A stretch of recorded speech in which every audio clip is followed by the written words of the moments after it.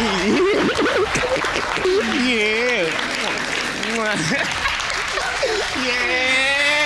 Oh, wow. I haven't seen you smile like this, Mr. Milner. Feel good, feel great. You got to get it together. We strong, we gonna make it. What would you do if you found out that the woman you love has been lying to you for a long-ass time? Mr. Milner Sr. found himself in court trying to fight his way out of such a messy situation and was hoping the DNA results would clear his mind of his doubts. Let's see how they got themselves here in the first place. Mr. Milner, you claim the defendant, Ms. Heath, deceived you into believing that you fathered her 3-month-old son, Zachariah Milner Jr. I feel like she been deceiving me because when I first met her, I told her straight up what I want. And that is, I want a family. I want to be a family man. I'm done ready in the streets. I'm really tired of that. And I feel like at the time, as soon as I said that, the light came up above her head like, bing, I got me a duck. As you can see, all Mr. Milner Sr. wanted was a family with the defendant. And he made that clear before they kicked off their romantic journey as a couple. But we need to ask the big questions, though. How did their relationship start? Mr. Milner Sr. had quite a story to tell regarding how they met. I seen him, ooh, wait, let me get this little thing. I just moved to Texas, you hear me? I'm from Louisiana. And then when I seen her, and I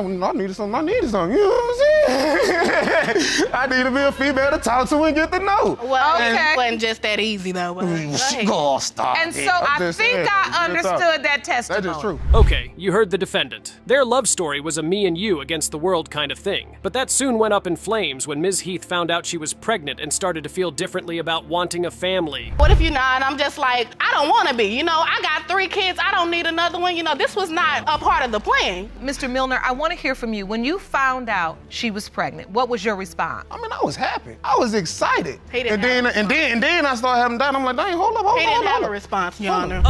Talk about 2 drama queens. These 2 fit the description without breaking a sweat. Now, Mr. Milner Sr. felt his girlfriend got pregnant sooner than he expected her to, and that made him raise his eyebrows at the whole situation. I mean, was she really pregnant? She's sitting we watching TV, her head is in my lap. Me and her is talking real well. Next thing I know, she just bust out the tears. I mean, just go straight to crying. I don't know if the baby yours or not. Ooh. That is not true. So I'm like... That's not true, Your Honor. He doesn't have it correct. I'm sorry. Okay, how do you see it? How I don't have it correct? I kept trying to make sure with my doctor that I had the conception dates right. If you were looking for a plot twist in their love story, well, you've definitely found it. Ms. Heath claimed she never cheated on Mr. Milner Sr., but at the same time, was not sure who the father of her child was. That just doesn't make any sense, and it definitely wasn't helping with Mr. Milner Sr.'s doubts. It kept working with me, it kept messing with me, especially when I'm at work. I'm over here adding up. Man, that's only 8 months. It's just not, the time wasn't adding up, and it be, you know, it vexes me. It's really getting on my nerves. So why did you sign the birth certificate? Because I want, like I said that when I first met, I want a family. And I know when we was doing the giggity, you know, the condom broke. So it could be mine. I don't know. Well, I'm just, at the time, I love her. Okay, so the next chronicles of Mr. Milner Sr. started. Ms. Health tries to convince the judge with the calendar of the conception date, hoping that Mr. Milner Sr. will see some truth in what she's been saying. Does he believe any of that? Oh, trust me, he isn't moved one bit. So you telling me that July the 30th is when the baby's supposed to, the conception time or whatever, and the closest man to it is me? No, the closest man to it Okay, is but I use condoms. That means he did his thing. I used condoms prior to Mr. Milner. I even contacted that gentleman. You even told me that the condom broke. made sure. You told me that the condom broke. Made sure. Did you not tell me that the condom broke on your I never said the condom. There's a war going down there, and things aren't looking pretty at all. But Ms. Heath is about to have the roof drop on her head. Apparently, every single thing she said in the courtroom was totally different from the story she explained in her statement just before the court hearing. She told me that sometimes they used condoms and sometimes they did not. Your Honor, I have a situation to where I cannot just not use condoms. So I had condoms on the whole time. Ms. Mebane, when you took that statement, you asked her simply, did she use condoms the entire time? Correct. She said sometimes and sometimes not. Correct. She said sometimes we did and sometimes we did not. Oh no, it was just compulsive lying. Now she could not even blame the daddy for his doubts. But this was not over yet. Being caught red-handed with the lies, Ms. Heath decided to open up about some other truths. And this is how the revelations came out. You don't want to say anything to you. The other gentleman is married, ma'am. He's married, and I didn't know. Married? Yeah, he's married. Your Honor, while I was messing with this gentleman, I was not aware that he was married until my relative came to me after I had already started a relationship, relationship because we never treated it as such. She said, well, you know he's still messing with his wife. Sleeping with a married man while in a relationship? Boy, Ms. Health sure has some nerve. Anyways, Judge Lake heard enough of their testimony, so she determined that DNA was vehement in this paternity conflict. So let's get those results and see if they ended up on good terms or not. Mr. Milner, you are the father. Oh, wow, I haven't seen you smile like this, Mr. Milner. It feel good, feel great. How does it feel to finally get the truth, Ms. Heath? It feels good. It's closure. I can live my life peacefully and we can be happy how we were. Is there really any justification for cheating? I mean, can amends really be made after any partner cheats? Well, we are about to find out. Ms. Doyle rolled up to the courtroom in hopes of trying to save the love she had for her fiancé. Let's hear what brought her into this mess. Ms. Doyle, you admit to making the biggest mistake of your life by cheating on Mr. Fisher, but stand in court hoping and praying he is Sophia's father. Is that correct? Yes, Your Honor. I think that he is the father. I know 100%. I mean, he was there through the whole pregnancy, and he does everything for me. He works, he supports our family, he runs my baths, he cooks my food. Well, you can't ignore the fact that Ms. Doyle loves her fiancé beyond words can explain. Mr. Fisher then goes on to tell the courtroom how he fell in love with Ms. Doyle. And trust me, it was such a beautiful experience. You might even give love a chance after hearing it. He took me around her and I just fell for her. Ever since then, I've loved her. She's beautiful. Her eyes, amazing. Her body, she's gorgeous. And she treats me like a man wanted to be treated, all the way up until this happened. And so you decide to settle down, Yes. and you had this beautiful relationship. It felt perfect to you. Everything I've ever wanted. I said so, didn't I? You might give love a chance after hearing his story. Well, it was confession time for Ms. Doyle, and she was asked by the judge to explain how she ruined such a beautiful relationship. Here's the explanation she gave. One of his family members, I was on vacation with one of his family members in Florida, and another one of his family members that he was with at the time had texted me, and he said, Trey's cheating on you, which we call him Trey, but his name is John. So me, I was hurt. And so I went to be by myself at the pool area where I was at the time, and a guy walked up to me, and he's like, well, you look like you need somebody to talk to. Do you want to go to my camper and talk? Hold on, she cheated based on a rumor she heard from a family member? On my God, that's just going to rip her fiancé's heart into a million pieces. The judge then asks Mr. Fisher to explain what happened when she got pregnant and how he found out she had slept with another man. We purchased the pregnancy tests, went back to the house. She took them.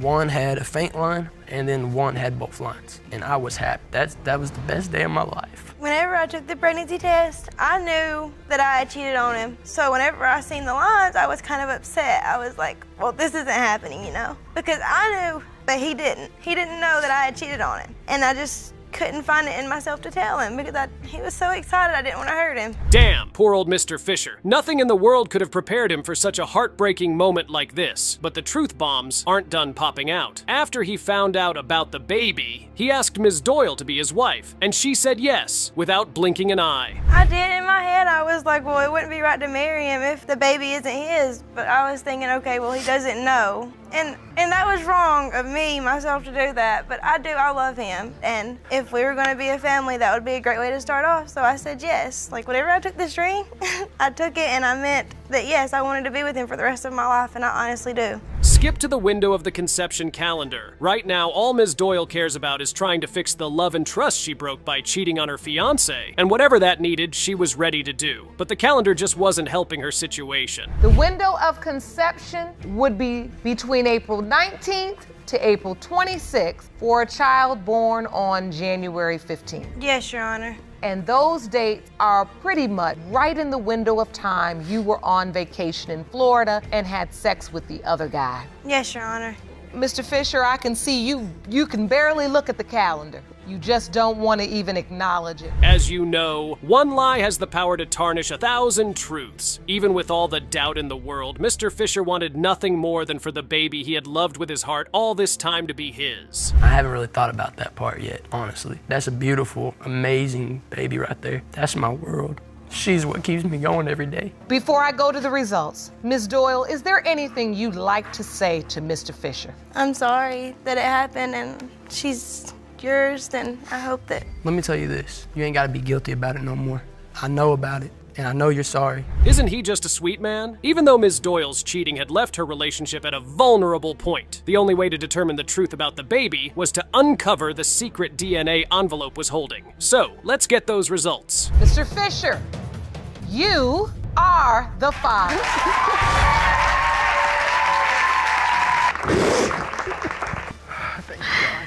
Oh, you can stand there with him if you'd like. That is your beautiful little baby girl. On some days, your dreams might come true, and on some days, they could just be another nightmare. For Mr. Jones, it was a mixture of both. After trying to be a father for 48 years, his dreams finally came true, but they were immediately shattered when his wife told him she had been unfaithful. Mr. Jones, you claim that after 48 years of trying to become a father, your dream became a reality. But that initial excitement turned into a nightmare as your wife admitted that she had been unfaithful. You now believe 4-year-old Tamari is not your biological child. Been upside down. I'm sleeping on the couch. And I never said nothing, but I always had some type of doubt. Ever since I found out she cheated, I always had doubt. Oh, trust me. Mr. Jones is angry, all right? Seems to me like his house has not had any peace in a long time. But that was just the beginning of their court episode. Every time they got into a heated argument, Mrs. Jones would always tell her husband that he was not the father of her child. At 48, I had the baby. And it's like my world is turned upside down. Every time we argue, she says she ain't mine. Oh, she tells you? Yeah. Are you telling him, Miss Jones? All right, I'm gonna be totally honest. Yes, I did tell him, but that was in the heat of the moment. I did, mess up in the past around this time of conceiving. We all are human, we all make mistakes. Now, isn't that hilarious? She must be living in a fairy tale world to think that another man can't end up being the father of her child. Well, it's story time, and Mr. Jones is asked to tell the courtroom how he found out his wife had cheated on him. Well, here's how he went about the story. All right, well, I got a homeboy. He seen her leave the apartment and get in the car with other people, and he told me a couple of times about it, but I never believed him. And then I asked her about it, and then she came clean, and she told me. Wait, I thought at that moment our relationship was over. And so what would bring you to cheat on your husband? What reason did you have? Oh, well, this started all because I thought he was cheating on me. She slept with the other man more than once? Some part of me just feels she doesn't regret her actions one bit. But guess what? There's more juice to the story. Just a week after he found out his wife had cheated on him, he also found out she was pregnant. Talk about having a double nightmare with the same person. A week later, she was pregnant, and I was with her, and I didn't want to leave her. I really thought maybe it could be mine. But I looked at my age, and it had a little doubt in it, I stuck around. So, wait, there's a 25-year age difference. You find out your wife is pregnant, and what goes through your mind? I couldn't believe it. I didn't think I could have a baby at that age. I was 48 years old. Well, you can't blame Mrs. Jones for laughing because that was actually very hilarious. But Mrs. Jones wasn't going to go down without a fight. She claimed every single thing her husband was saying in the courtroom felt like a new discovery from the internet, and she had never heard of them before. Could that be true? I didn't know that he even felt this way. He's been there from the start, Your Honor. Okay? He's cut the cord. He signed his name on the birth certificate. None of these feelings came up until obviously right now. So we do have some discoveries up in fraternity court. I am a very educated woman, and I reformed from my past. Everything sure seems very complicated right now. Mr. Jones believes he can't have kids because of his past and the fact that he has a low sperm count. His wife, on the other hand, admits she made a mistake, but she knows her husband is capable of having children. Here's the answer to both their doubts. And it looks at key components of health of sperm. And those would be the number of sperm, the shape of the sperm, and the motility, or the sperm's ability to move. All right. So in Mr. Jones's case, we did a semen analysis, and basically on a normal semen analysis, you expect to see about 20 million sperm per milliliter, and you expect to see normal shape and sperm that can move. Looks like Mr. Jones was right after all. He is actually incapable of having any children. At this point, that's just enough reason to further his doubt about the child. If he ends up being the father of the child, it would be one hell of a miracle, trust me. But Mrs. Jones still felt he was the father of her baby. I don't understand all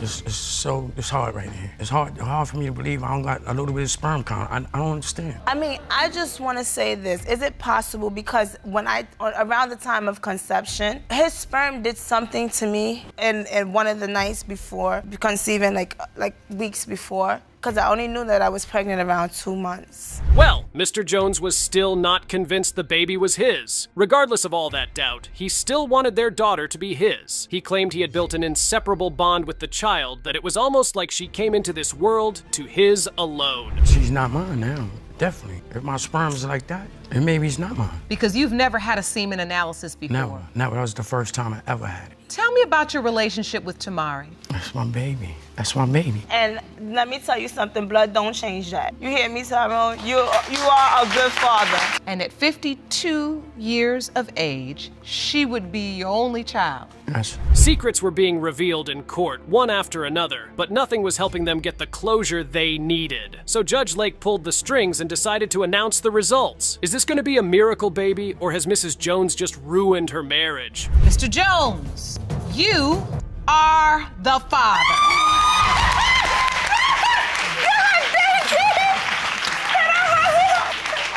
Yes.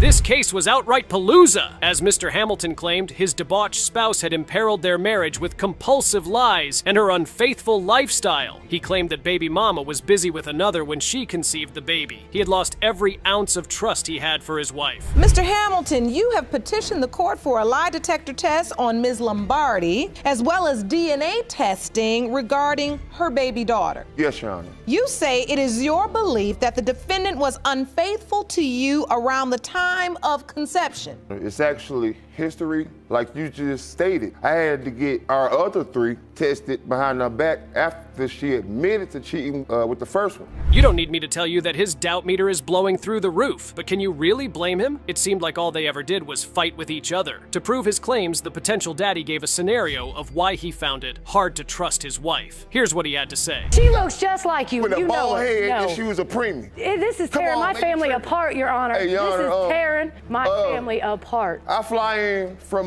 Seattle. I'm driving home. I see one of my, and this is around the time of conception here. I see one of my buddies coming out my apartment. Out your apartment? 2 in the morning, Your Honor. Damn, those are some serious accusations right there. Ms. Lombardi was a busy woman while her husband was away, that's for sure. She claimed he was just a friend, but why would a friend be visiting you by 2 in the morning? That's just all shades of wrong for a married woman. Was he there returning DVDs at that time of night? I guess because he felt like he wanted to drop them off. I didn't have nothing. I was not naked. You know, I was fully dressed. No. Come on. No, Your Honor. So wait a minute. So you were still fully dressed at 2 a.m. and you had, at that time, yes, because when he is not home, Your Honor, yes, I sleep fully clothed unless he's in the bed with me. Your Honor. Yes. I travel for a living. Talk about a plot twist. I was for sure not expecting Ms. Lombardi to drop that bombshell. From the looks of it, baby mama was not the only one cheating in the marriage. Even with Mr. Hamilton having his cheating escapades, he still wanted to prove that his wife was unfaithful. I go upstairs, because, it's a special little day for us. I go in the closet, I get out the edible ocean. That I bought that never was open.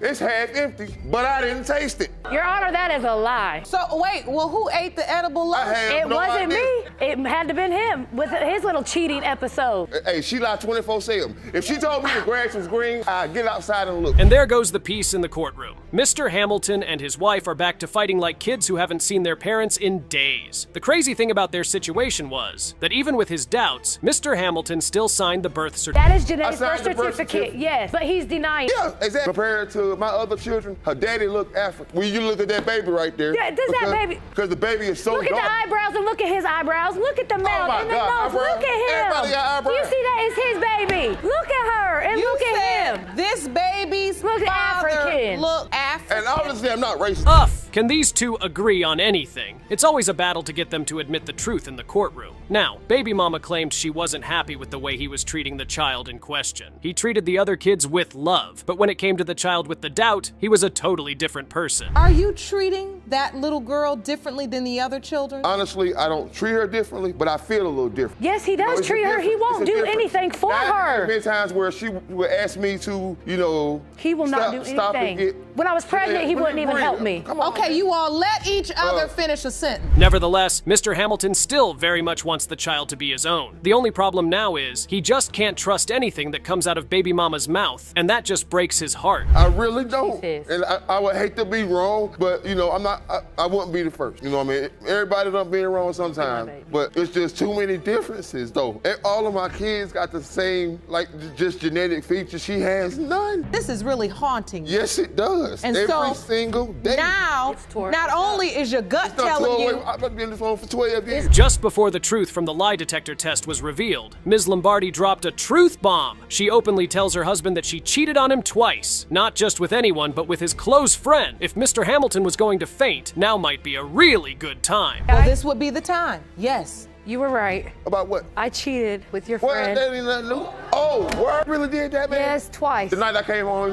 yes, I really did. Man. Yes, I cheated, Your Honor. And it's his baby right here. It is a possibility. Told you, man. Oh. Yeah. You, in fact, were cheating with that man. Yes. And that, you cheated with him twice. After that revelation, there is nothing stopping that DNA test from getting done. But just before that, baby daddy had taken a DNA test that revealed he was still cheating on his wife to date. In trying to save his ass, here's what he had to say. Maybe, Truthfully, honestly, I'm trying to, no sense of lying now. I'm in court, Yana, I know. 2012.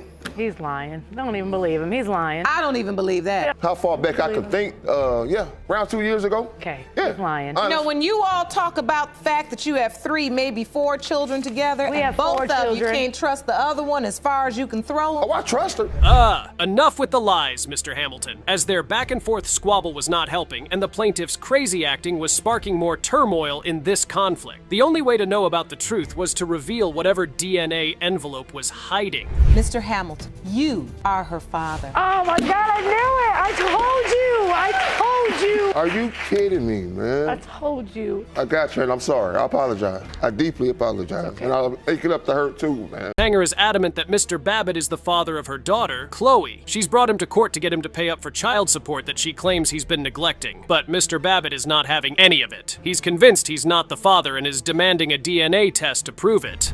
Ms. Hanger, you claim the defendant has already been placed on child support for your daughter Chloe, and therefore there is no reason to administer a paternity test. Yes, Your Honor. You've dragged him to court to order he pay the support he has been neglecting. Miss Hanger and Mr. Babbitt go back and forth, each sticking to their side of the story. Miss Hanger is not holding back, calling Mr. Babbitt a spoiled, rotten, arrogant brat. But Mr. Babbitt isn't backing down either, insisting that he's not the father and that Chloe doesn't even look like him. Mr. Babbitt, you petitioned the court to order a DNA test because you are 100% certain that you are not her child's father and claim to have proof to support your case. Yes, Your Honor. The court must decide if there is enough evidence to administer a paternity test. But first, Ms. Hanger, what has Mr. Babbitt done for your child? He's done absolutely nothing for her. Things take a wild turn when Judge Lauren Lake steps in to try and make sense of the chaos. She's not having any of the back and forth between Miss Hanger and Mr. Babbitt. Judge Lake is on a mission to get to the bottom of this paternity mess, and she's not holding back either. It was to my restaurant, and it says you're supposed to be paying child support for Chloe Hanger. Didn't give a middle name, didn't give a social security number. On the birthday panel, they're not going to give you her social security Why, number. if I'm the father? Ms. Hanger, I want to understand what he's saying, because I want to understand how a grown man gets paperwork from a court that he doesn't honor. You felt like it was like something fraudulent? Well, yeah, if I would have got a letter that had it like postmarking on it. Miss Hanger reveals that Mr. Babbitt has already been placed on child support, but Mr. Babbitt claims he never received the paperwork. He argues that the documents were fraudulent and that he never got a fair chance to defend himself, but Judge Lake isn't buying it. Just in case it was real, I figured it'd be filled out, so the bottom line is you just decided to disregard and wait the paperwork, for the actual something like this to happen. Got named the father by default, and now you are responsible for child support. They told me because son or daughter. I'm sorry? If it's my child, I will, but you're correct. Well, no, you're responsible for it now because you were named the... They gave him 30 days after he did not show up for this DNA test. They gave him 30 days to appeal it. Judge Lake demands to see the paperwork that proves Mr. Babbitt is supposed to pay child support. Miss Hanger comes prepared with the evidence, but Mr. Babbitt is quick to dismiss it, claiming that he never received the proper notification. Judge Lake is not amused and is ready to set the record straight once and for all. So the bottom line is you two were intimate. Yes. At some point. Yes. Did you use protection? No, never. All right, Mr. Babbitt, do you think at the time she was sleeping with you that she was also sleeping with someone else? Yeah, the other roommate. Yeah, because he was super jealous when I first showed up there. What made you believe he was sleeping with her? He made a comment about how when she gets mad, walked around looking like a bulldog, and then the other statement. The courtroom is buzzing as Judge Lake grills Mr. Babbitt about his actions, or lack thereof, when it comes to the child support. She's not letting him off the hook that easily, and is determined to get to the bottom of this paternity mystery. The drama is reaching its peak, and Judge Lake is fuming. So you would be asleep, and then she would climb out of the bed and not come back for an hour? Yeah, I mean, sometimes 30 or 40 minutes, but it's a long... No. And that's when you thought she was also with the roommate? That's yeah, because I start piecing together, I'm like, well, he said this, but that could have been a past relationship thing. Maybe he's just being jealous. But then her sneaking out, and it wasn't exactly sneaking out, but not coming back, it just kind of starts building some questionable situations here. As the case unfolds, it becomes clear that there is more to this story than meets the eye. Miss Hanger and Mr. Babbitt are at odds, and Judge Lake is caught in the middle, trying to unravel the truth. I didn't even believe she was pregnant. All right. I went to the doctor's appointment with her to get the ultrasound done. We're sitting there, they're doing this ultrasound, and the nurse is sitting there, okay, we're gonna find that heartbeat. And then the nurse is kind of going over her stomach. It wasn't an ultrasound, it was a fetal Doppler. Two different things. Well, anyway, it's supposed to detect at 6 weeks and you're 7.5, and the nurse told me no, so that was my medical advice. The courtroom is silent as Judge Lake prepares to deliver her verdict. Miss Hanger and Mr. Babbitt are on edge, and the truth is about to be revealed. Mr. Royce Babbitt, you are her father. All I want is an apology, Royce. Huh? All I want is an apology for her. I don't owe you any apology. You owe me an apology for denying her. Come on, dude.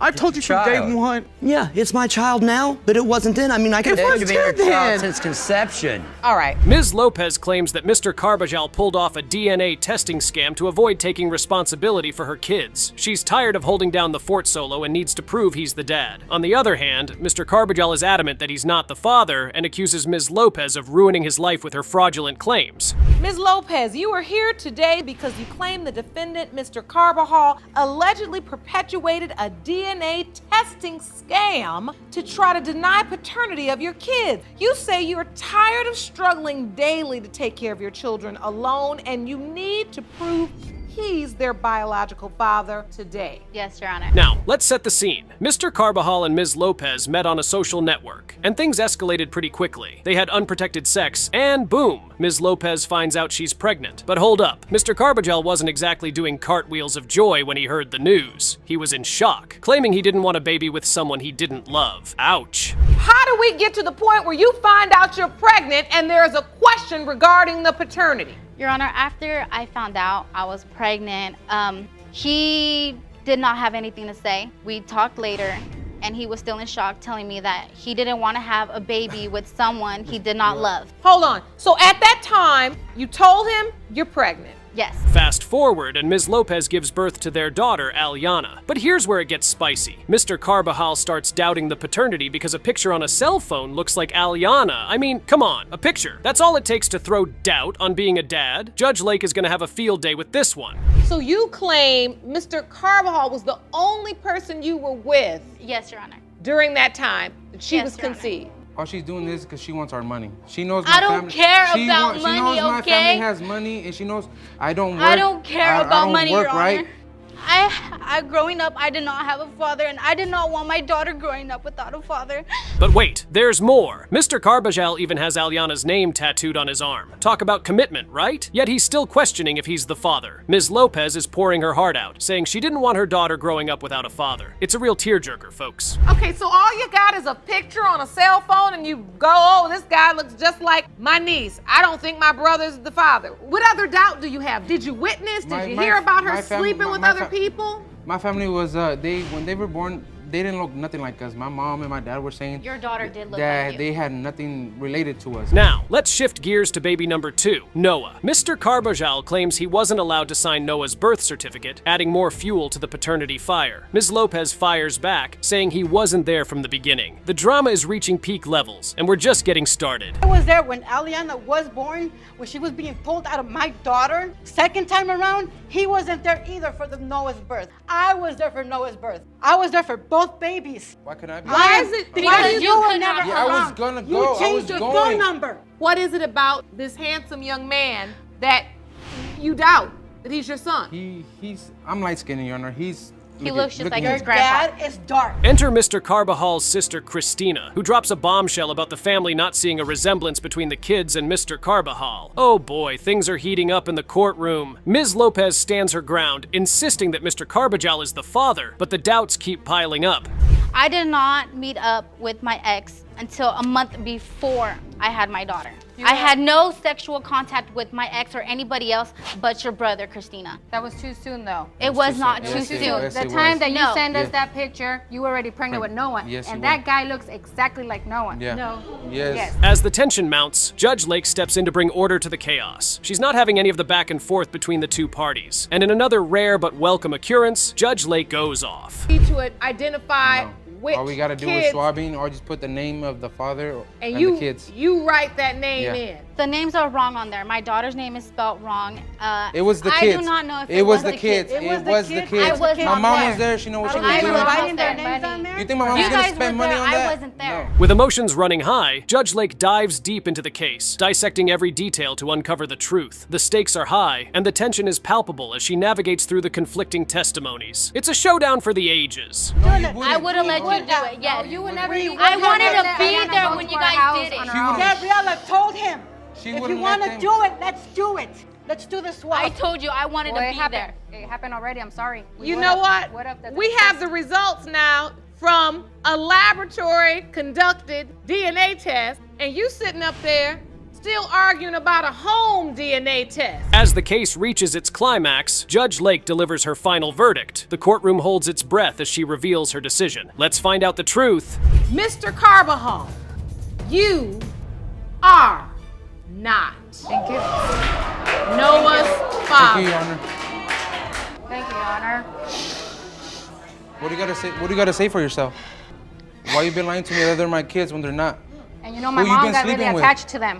You know how much that's gonna hurt my mom? Yes, I do. Your mom cried in front of me. Mr. Morris claims that he's the father of only one of Ms. Thorpe's twin daughters, London, and not the other, Paris. Can you believe that? Twins with two different dads? It's a rare occurrence, but as this court has taught us, rare and impossible are two very different things. Mr. Morris, you're here because you say certain facts have come to light that make you believe that you fathered one of Miss Thorpe's twins and not the other. You claim a botched home DNA test separated you from your daughter, London, and you intend to rectify that issue today. Is that correct? Yes, Your Honor. Mr. Morris is spilling the tea. He says that he had doubts about being the father of both twins after some certain circumstances came to light. But hold up, Ms. Thorpe is not having any of it. She's standing her ground, insisting that Mr. Morris fathered both Paris and London.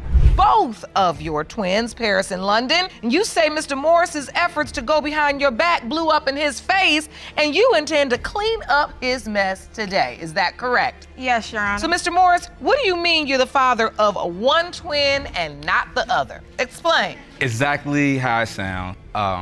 Originally, I was believed that both of them. Ms. Thorpe drops a bombshell, revealing that she was seeing another guy when she was involved with Mr. Morris. Oh, the plot thickens. She explains that the timing lines up for Mr. Morris to be the father of both twins, but Mr. Morris is not convinced. He's on a mission to prove his paternity, even if it means causing a whole lot of drama. I was seeing another guy at the time that me and Antoine was talking, but the time matched up to Antoine being the father of both of my kids. Before anything, we were friends, so I don't even understand why he's even putting me through this. I told Antoine that I wanted to be in a relationship with him, and he turned me down because he was still in love with the mother of his other child. So when that time happened, I got upset and I started messing with another guy. Ms. Thorpe finds out she's pregnant and Mr. Morris is over the moon. He's buying baby gear left and right, preparing for the arrival of his twins. But then, out of the blue, Mr. Morris decides to take matters into his own hands and conducts a secret DNA test behind Ms. Thorpe's back. I don't, not one bit, but I went back to the house without Imani's knowledge, and inside the test it was a thing where you get 3 samples, one for the father, one for the child, and one for the child's mother. But of course she didn't know, so I swabbed myself, Paris, and then I used the one for the mother on the other child. Your Honor, he told me he don't even know which child he swabbed. The results come back with a 0% probability of Mr. Morris being the father of one of the twins. Cue the gasps from the audience. Ms. Thorpe is blindsided when Mr. Morris texts her the results, and then goes on a social media rampage, airing their dirty laundry for all to see. The drama is at an all-time high, and so is Judge Lauren Lake's temper. Miss Thorpe, so what happens after he gets these results back? He comes to you and tells you he did it? No, Your Honor, I was at work at the time. He actually texted me and told me that the DNA test came back and that the twins were not his. At the time, I didn't respond automatically because, like I said, I was at work. So he ended up getting very upset and ended up posting it all over social media and telling everybody. Judge Lake steps in, ready to lay down the law. She grills Mr. Morris and Ms. Thorpe, trying to get to the bottom of this paternity mess. But Judge Lake isn't one to back down, and she's determined to get to the truth, no matter what it takes. Got it all over social media that these aren't my babies. I've done a DNA test and these aren't my babies, and you lying. That's basically what he's saying. Yes, Your Honor. When I called and said the results, I got a response that was like she knew. She had just said, when I said, I got a test done on the twins, they are not mine. And her response was, oh. As the case unfolds, emotions run high. Ms. Thorpe is adamant that Mr. Morris is the father of both twins, while Mr. Morris stands by his claim that he's only the father of London. It's a classic, he said, she said situation, and Judge Lake is ready to bring down the hammer. Say, you sure they're not yours? And I had got sent a picture of my youngest daughter now, and it was side by side with London. I feel like they look just alike. They the same age. Oh, you had two women pregnant at the same time? Yes, ma'am. Oh, you on team too much all the way around. The courtroom is buzzing with anticipation as Judge Lake prepares to deliver her verdict. Will Mr. Morris be proven to be the father of both twins, or will Ms. Thorpe's claims be validated? The truth is finally about to come to light. Mr. Morris, you are not the father. Ms. Thorpe, somewhere inside of you, you knew this was a very real possibility. I can see your reaction. Who is their father? The other guy I was talking to. When I told him I was pregnant, he stopped talking to me. So, we've got Ms. Sissom and her daughter Destiny are fuming. They're claiming that Anthony Taylor is the father of Destiny's 8-month-old son, Osiris. And on the other side, we have Ms. Riley, who is adamant that her son is not the father and demands a DNA test. What stands before me is a case of babies having babies, teenagers. This is upsetting. With that said, Ms. Sissom, you and your teenage daughter, Destiny, are here to prove that Anthony Taylor is the father of your daughter's 8-month-old son, Osiris. Is that correct? Yes, Your Honor. Judge Lauren Lake wastes no time as she dives into the nitty-gritty details. Apparently, Mrs. Sissom is 2,000% sure that Anthony is the father, and she's not holding back on the emotions. Grandma Marilyn is also in the mix, advocating for her grandson Osiris to have a father figure in his life. Ms. Riley, you stand before me claiming that you are 100% positive your son is not the child's father and have insisted on a DNA test from the moment you heard Ms. Sissom was pregnant. Is that correct? Yes, Your Honor. Things just took a wild turn. Turns out Destiny was sneaking around, telling her mom she was at a friend's house when she was actually getting cozy with Anthony. Mom Brenda is not having it, calling out Destiny for her sneaky behavior. It's a classic case of teenagers being teenagers, folks. When I would call Destiny on her cell phone, she'll say she's at her friend's house.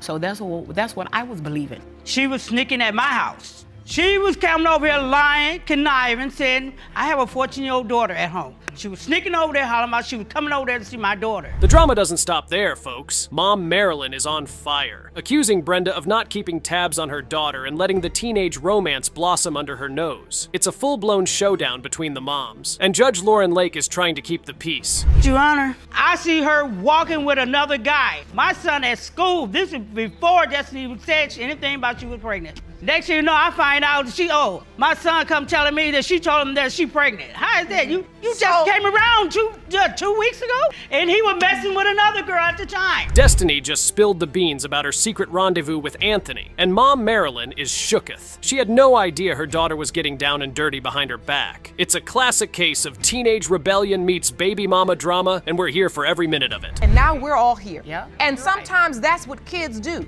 And I'm gonna keep it real. With all the phone and cell phone having we got and all of this communication, Miss Sissom, it ain't never a day in this world your daughter should be able to tell you spend a night over a friend's house. What friend? Who's the mother? Where's the number? I'm calling. Yes. But wait, there's more. Anthony's mom isn't holding back either, claiming that Osiris is not her grandbaby and throwing some serious shade at Destiny and her family. As the truth unfolds, it's clear that everyone involved is just desperately trying to figure out who the real daddy is. Judge Lauren Lake isn't afraid to call out the chaos and get to the bottom of this baby daddy mystery. Saying all this time time Anthony is the father of this child, you've been consistent. Anthony's participated in the birth. Yes, he has. The day of the birth comes. Because they put me on. No, hold on. Yes, he has. I'm getting to that part. Okay. So, Ms. Riley, you and your daughter come up because you say, since they're saying it's Anthony's baby, this is my grandchild, let me go up there for the birth. Right. Destiny's dreams of a bright future are on the line as the truth about Osiris's paternity hangs in the balance. Will Anthony step up to the plate and be the father figure Osiris needs? Or will this teenage love triangle spiral into even more chaos? Mr. Taylor,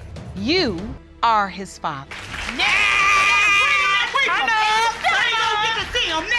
And I'm gonna keep taking care of him. And at the end of the day, that is my grandson. I'm still gonna take care of him. This is about the most ignorant stuff I done seen in here in a long time. Sit down. This is just ignorant. So, we've got Ms. Renfro here, who is convinced that Mr. Toozy is the father of her 6-month-old son, Kendall. But hold on, Mr. Toozy is not having any of it. He's straight up denying paternity, claiming that the baby looks way too white to be his. This is already shaping up to be a wild ride. Ms. Renfro, you claim you are 100% certain that the defendant is the father of your 6-month-old son, Kendall. You say Kendall was born with a serious medical condition and believe it was genetically passed down by the defendant. And that's why today's paternity results are critical. Is that correct? Yes, Your Honor. Ms. Renfro spills the tea, saying that Mr. Toozy has been MIA throughout her pregnancy and even after the baby was born. She's been reaching out to him, trying to get him involved, but he's been ghosting her like a pro. I mean, come on, Mr. Toozy, step up and take responsibility. You believe Mr. Toozy is denying paternity? He don't want to take financial responsibility. He hasn't been there. He wasn't there through my pregnancy. When I had the baby, my baby, he wasn't there. For his surgery, he wasn't there. I've contacted him. I tried to let him know, and it was still nothing. No response, no forget about, nothing. So you're saying, Ms. Renfro, that Mr. Toozy hasn't shown any care, concern about... He's never even seen my son. Mr. Toozy, on the other hand, is sticking to his guns, saying he's not the dad because the baby doesn't look like him. He even brings up some random text messages from Ms. Renfro's exes as evidence. Dude, that's not how paternity works. You discover you're pregnant. Yes. And at that point, you say Mr. Toozy just backed off. Yeah, there was no contact after that. He ignored my calls, text messages, blocked me. What happened the day you told him? He didn't say nothing. He was like, well, who's the dad? I had sent a few text messages from her random ex-boyfriends. It wasn't the no dudes ex. that she had sex with before. But wait, it gets even juicier. Ms. Renfro drops the bombshell that she had her ex sign the birth certificate because he's been more of a dad to Kendall than Mr. Toozy. Ouch, that's gotta sting. My son deserves to know who his dad is because of the issues he has with his health, and he just needs to take responsibility for his child. Were you intimate with anybody else during the window of time when Kendall was conceived? No, Your Honor. Are you sure of that? Yes, I'm 100% sure. I know who my kids belong to. I don't just lay down with everybody. I don't sleep with everybody unprotected. Now, here's where things take a serious turn. Kendall has a rare medical condition called Hirschsprung's disease, which Ms. Renfro believes was genetically passed down by Mr. Toozy. She's pleading for him to step up and be there for their son's health issues. If the baby was mine, it'd be a little more darker than what it is. Because you done made it up in your mind. No, really. I mean, you're going to testify about something. How do you know that?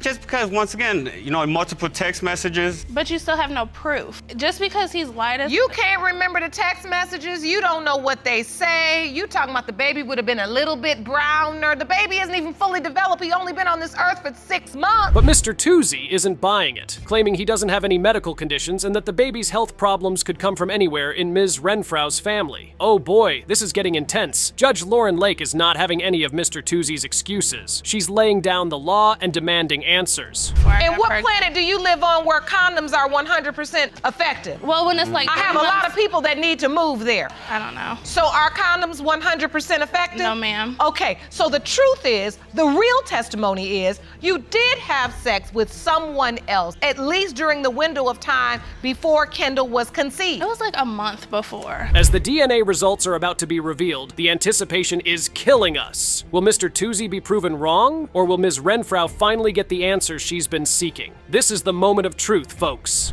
Mr. Toozy, you are not the father. Yes! Oops. Told you!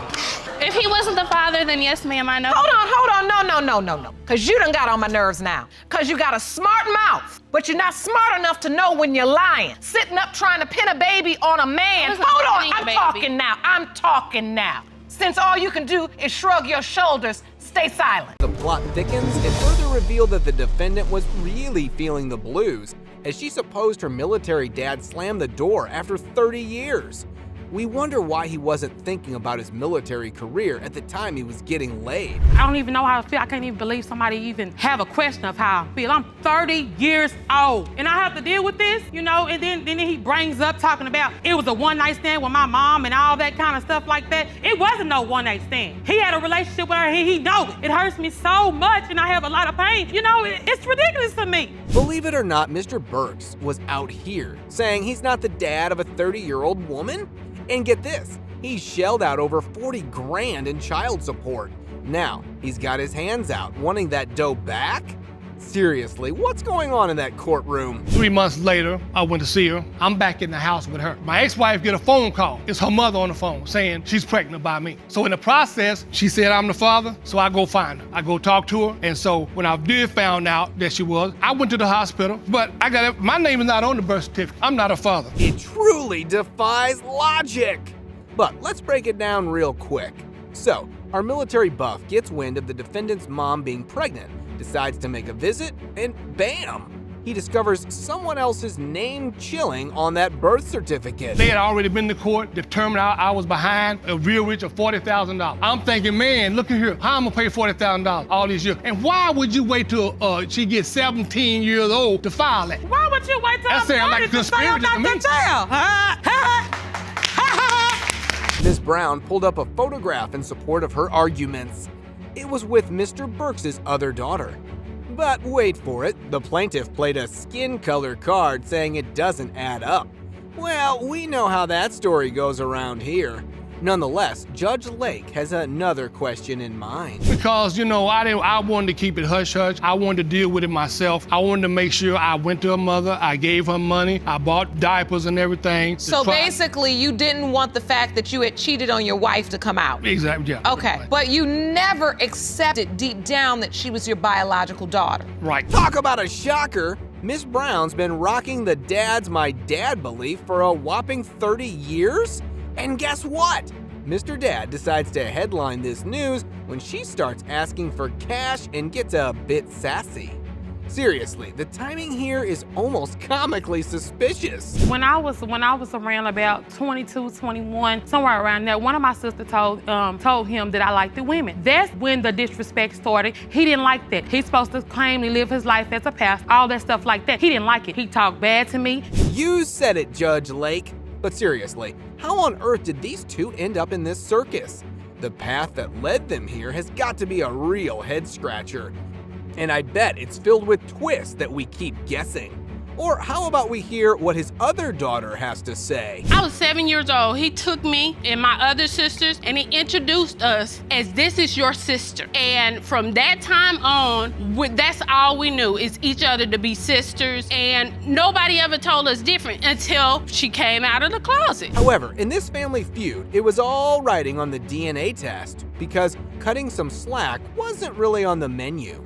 With love and respect gone out the window, there was only one last effort left to mend the broken bond. It has been determined by this court, Mr. Burks, you are the father. See, I told you, and you sat up there and do me like this. That's what you gonna do? See, it's all about my life now. But you know what, after this, he don't have to worry about me. I promise that he don't have to worry about me, because if it took all this for you to do this to me. This fella's marching into court, swearing he's not the daddy and wants his $7 grand back that he splurged on the baby. Now, isn't this just the perfect recipe for courtroom drama?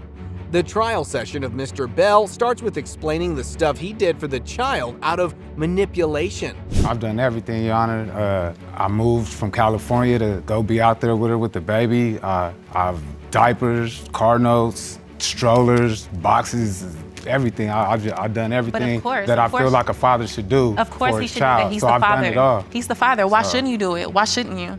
Oh, let's give a round of applause to Mr. Bell for being Mr. Responsible.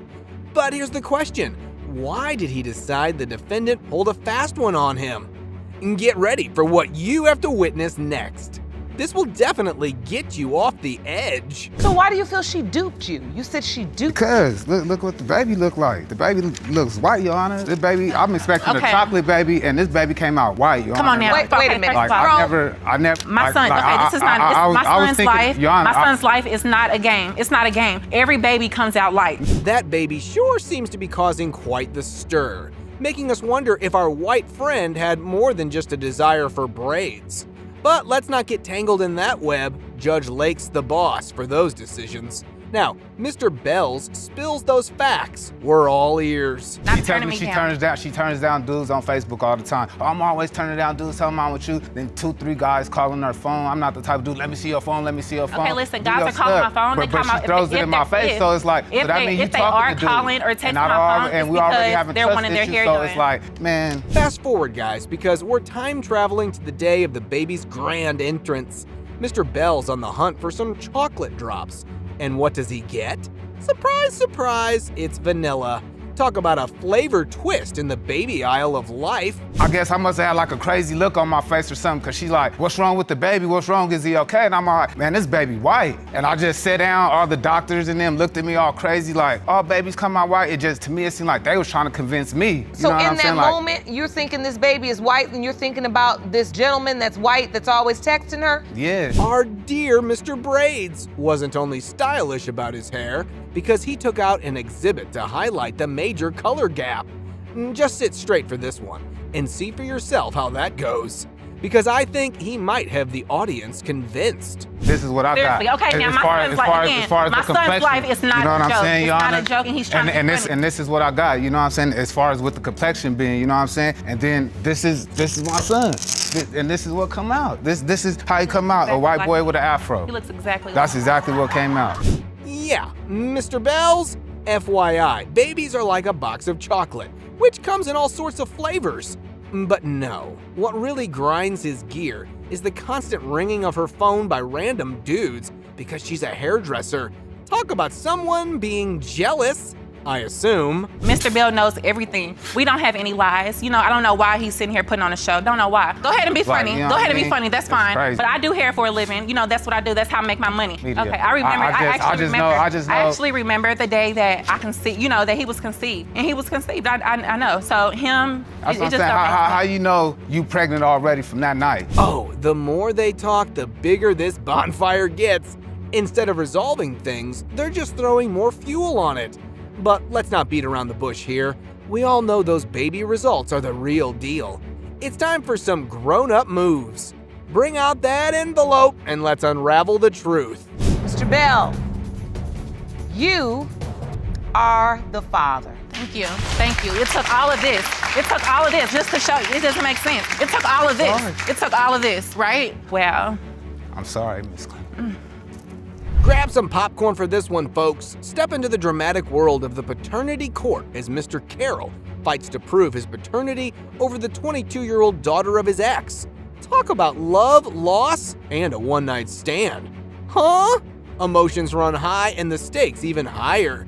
This is how the trial started. Mr. Carroll, what will these results mean for you today? Oh, it mean an awful lot because it's been many years that done went.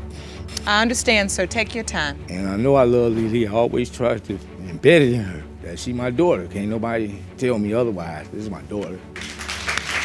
Well, the big wannabe daddy here seemed a little too emotional about the situation. It was like a child early begging for candy. However, focusing back on the issue at hand, the darling Miss Goggins graced us with a confession about her oh-so-colorful past. Oh, how absolutely thrilling. Why are you so certain? With Jesse, we were basically broken up, and then I end up going to her father and saying that I needed someone to talk to, so me and him end up having sex, and I knew that it was the one-night stand. The hairdresser. Our mischievous mama had quite the rendezvous with the hairdresser. Can you even imagine the state of her hair as she strolled out of his salon? Never mind, but let's not forget the bombshell she dropped that the child isn't Mr. Carroll's. How savage! She came over my mother's house and she told me that she had something to tell me. And then she told Lily would go off, she's 5, so she's trying to go off or whatever. She's like, no, Lily, I want Lily to hear this, you know. When she told me Lily was not my daughter, Lily was standing right there because I will never forget the face that she had, the expression on her face when she said That's not true. Oh, according to Miss Goggins, right from the very beginning, she absolutely had no question that the little one didn't belong to Mr. Carroll. She openly confessed that she didn't bother to request the plaintiff's signature on the birth certificate. She's quite a psychic, in my opinion. She had an affair with the hairdresser, but 5 years. Oh, I told you I was pregnant by the hairdresser. No, never did you tell me that. Yes, I did. She never I told you way ahead of time. I'm pregnant by the hairdresser. This is not your baby I'm carrying. Okay, you listen. don't know what you're talking about. I always told you I'm not carrying your baby. I told you that before I had her. Listen, So hold on now. Both the defendant and the plaintiff kept repeating themselves like a broken record, refusing to admit a thing. It's exhausting, isn't it? But wait, the mother then testified, labeling Mr. Carroll a deadbeat. Now, that's quite the surprise for our enthusiastic wannabe daddy. Miss Goggins, Are you saying that he's not the father because he hasn't stepped up as a father, because he hasn't provided? Or are you saying that he's not the father because he's really not the biological father in your mind? He's not the father of my child right here. The hairdresser is. Much to our surprise, Miss Goggins' daughter revealed in her testimony that she had actually spent more time with the hairdresser's family. Though Mr. Carroll insisted it was all about how the mother raised her. Sure, if you want to play it like that, sir. But hold on. Listen to what Mr. Carroll's wife had to say about this. Ms. Goggins she told him years ago that she was not his daughter. And the only way I would know, because I came into the situation after the 5-year period, somewhere in there, which was I never would say anything like that to Shalithia. Why? Because I have my own children. After all the talking and the puzzling testimony of back and forth allegations, Judge Lake simply called for the DNA envelopes, as if announcing the end of a long-running soap opera. It was time to put this 22-year-old paternity saga to rest. Mr. Carroll, you are her father.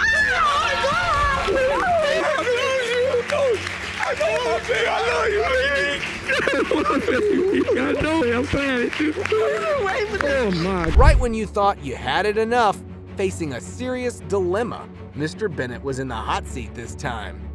He alleged his girlfriend for being a nymphomaniac, hence leaving him in a spiral of concerns regarding the paternity of her 4-month-old daughter. Let's dive into this drama-filled case. I just think I can't get no bond with her because I don't feel like it's my child. Why am I gonna get a bond with a child for that might not be mine? And so you feel like the child may not be yours, and so you don't want to establish the bond. No, I don't. What for? Why you signed a birth certificate? Because at the time we was together. Stay where you was at. Same time we was together. Right. You know what I'm saying? But anyways. All right. Talking about some grocery store romance, Ms. Coleman testified that Mr. Bennett made his move while shopping. Yeah, sounds like a playa. He started a casual chat that quickly turned into some serious flirting. He even swore that he was flying solo. Fast forward, she dialed him up for some late-night adventure. And guess what? He's still hanging around. I met him at work on the aisle. He stopped me talking, flirting, making me laugh, swearing he was single and doing what he do best. He's so friendly. About a month later, I gave him my number. He came over. I let him be my booty call. Nothing more, nothing less. That's it. You go home. It wasn't no month later, though. No, it wasn't You about said 2 you weeks. let him We be had your 16. booty call. Yes. Oh, Mr. Bennett, you just probably misplaced your self-respect somewhere along the way. Ms. Coleman revealed she was all about having a good time in the relationship, especially since Mr. Defendant was spreading his attention far and wide. But what actually triggered suspicion? She never communicated with him at all at first. We get into it, and then all of a sudden I come back home. So I asked about it because it made me suspicious about the done. Like how all of a sudden y'all talking at first, y'all went talking and then, you know what I'm saying? And then she come and talking about some, oh he cool, that's it, that's all. Oh y'all went cool. He was playing Y'all went video cool. games. Y'all went cool then. Hold your breath, because that was just the appetizer. The main course of doubts is about to be served as the defendant steps up and throws darts about the evidence. Buckle up, people, because everything is about to hit its peak. I told my homie to stay right here, right? Cause right in that alley, you can't. It's our front door, and this outside door. You can't get out. You can't go nowhere. So I came right here to this window right here. Put my ear to the window. I can hear something. I don't know if they was doing it or they was finished doing it. Cause you know you laugh after you get through having sex. Oh dear, isn't that a scene straight out of a cheesy movie? Screaming cheating? But I haven't come to any conclusions yet, because Miss Coleman had some serious explaining to do. Just when you thought it's over for her, she plays her trump card. I went to work that day. I got off at 8 o'clock, and I go back home. That little young girl, she stay in the same apartment complex as me, in the same building. He was out there with her in the car doing whatever they supposed to be doing. That's how he knew I wasn't at home. So he came back at 6:09 in the morning, came beating on all my windows in my bedroom. So when he beat the first time, I thought somebody had dropped something upstairs. I was like, dang, what they doing? Mr. Bennett was airing all the dirty laundry. Alongside accusing Miss Coleman was cozying up to the neighbor. He dropped the nuke that the plaintiff straight up told him the baby ain't his. These two, I tell ya, they were a recipe for some toxic trouble. He gonna turn me into the people. I don't do this, I don't do that. Like, he'll go live for like 25 minutes at a time, and like, I don't never send him home hungry off my ticket. I'm a full-time student. I'm gonna have my bachelor's. I'm a full-time student. When I was pregnant, I started tables and everything for my baby. He sat on the couch and ain't do nothing. He ain't do nothing. Yeah, right. Talk about going crazy. But yelling and screaming doesn't prove anything in this courtroom. So, Miss Coleman, you better tone your argument down and quit pushing your narrative, because now it's time to push the DNA results. It has been determined by this court. Mr. Bennett, you are the father. You are the father. That's your baby. Beautiful little girl. Pretty silent now, ain't we? That's exactly what I was thinking. Isn't he one angry guy? Paying child support for a child you believe is not yours can drive you crazy. Even he couldn't deny that it was kind of his fault. If he had shown up in court, he might have been able to save himself from all the trouble. Anyway, here's where the plot twist to their story thickest. Last year, Ms. Middlebrooks didn't show up. No. Right, because I prefer to do this outside. Why do we have to come here for him to finally do it? I went to get swabbed. I did the whole thing that I was supposed to do, but she didn't do it. Why couldn't we do it outside of here? So tell me about the nature of your relationship with Mr. Portis. Were you boyfriend and girlfriend?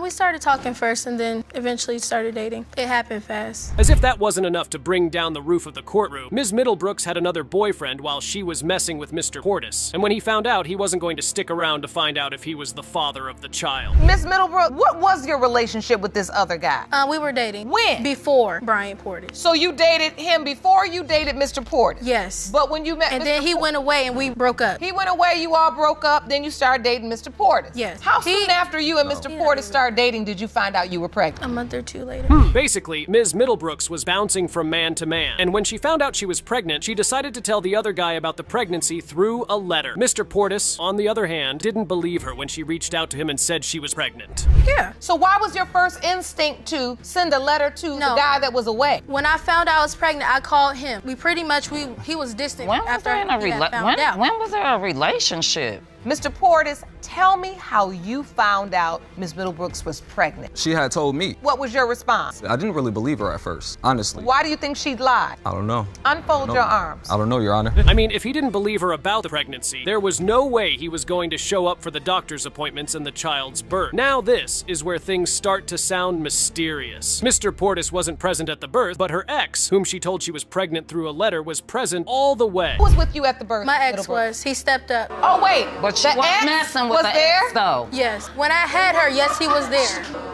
Okay. And what did he say? Now I'm starting to understand what's happening here. What happened? He was basically saying like, yo, Brian, Jasmine, does she have you on child support and stuff like that? And I'm like, yeah, she does. She's been having me on child support.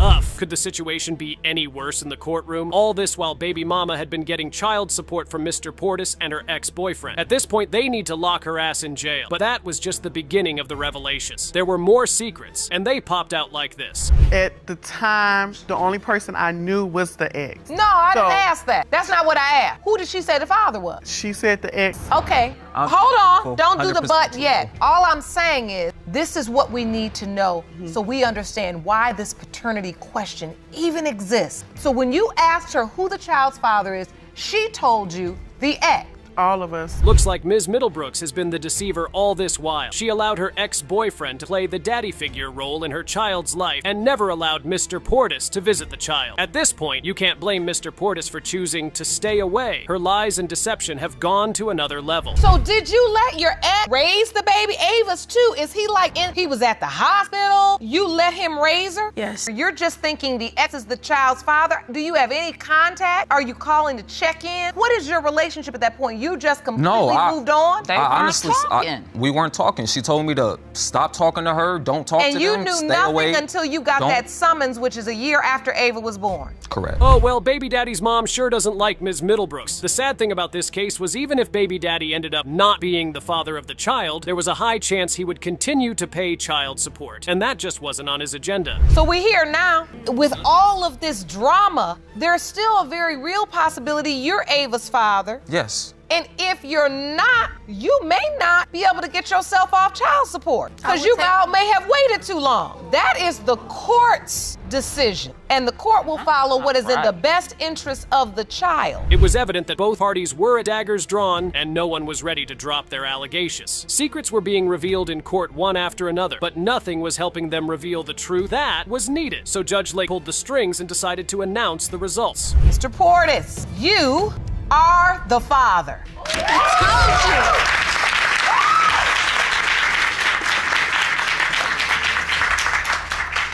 You are Ava's father. Thank you, Your Honor. That is your beautiful little girl. Appreciate it. What do you feel, Miss Middlebrook? Can you tell me?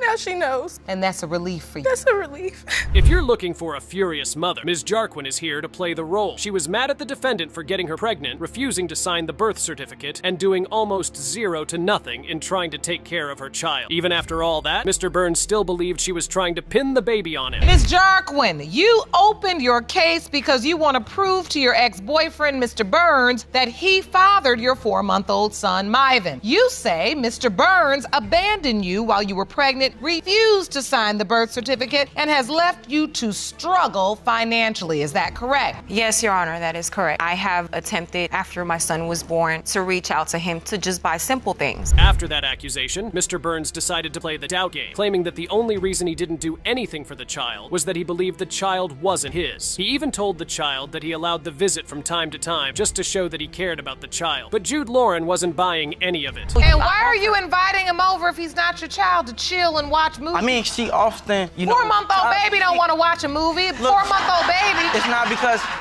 it's not so much of him. You need to stop lying, bro. You know you haven't been there for my sister at all. I've been with her 24/7 doing your job. You know, it don't matter. You're doing it. You know that's your son. It don't matter you about just the lying money. because you don't want to step up and be a man to it. It don't matter about the money. Okay, you heard baby mama's brother. She had been the one taking care of the baby all this while, and Mr. Burns never offered to help even though she knew she was pregnant. What even pissed him off the most was the fact that Mr. Burns had 2 kids with another woman, and he was doing everything for them. I've taken her to the hospital. I will help her pay the rent. I will help her pay the bills. I will get food for the house, and I will still take care of my son, okay? And the fact she didn't even have a car at the time. She did not have a car at the time, and I found the money, and I got her car, and because of that, yes, I lost my truck, but it was a good sacrifice because at least she has something for my nephew. So I don't mind taking a taxi every day, as long as I know she's doing okay.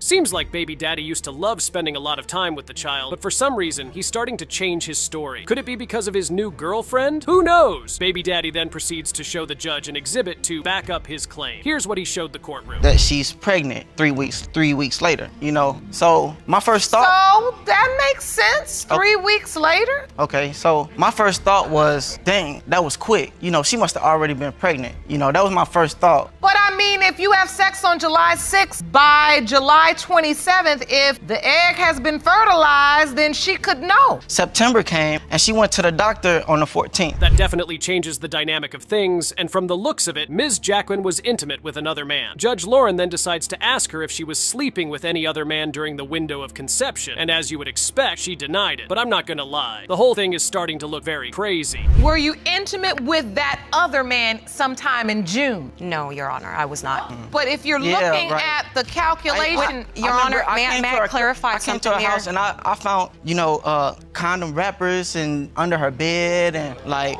she'd be on the phone with, you know, other dudes and tell me, you know, saying just be quiet, just be quiet.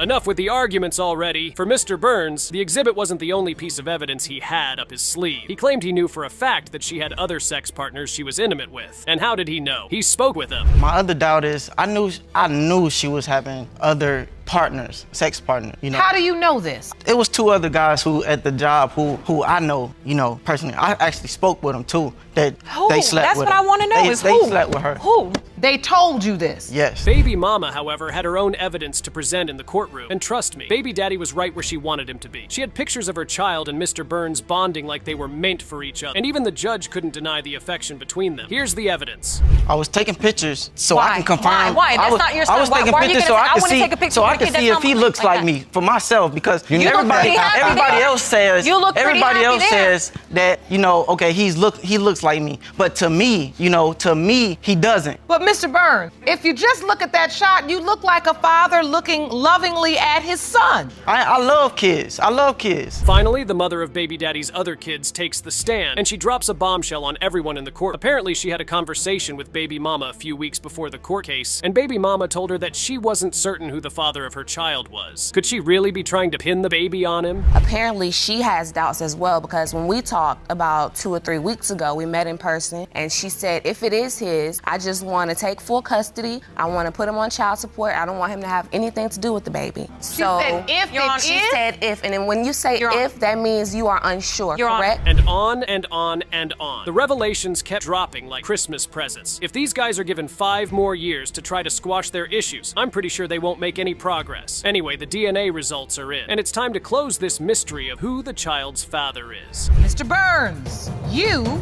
are the father.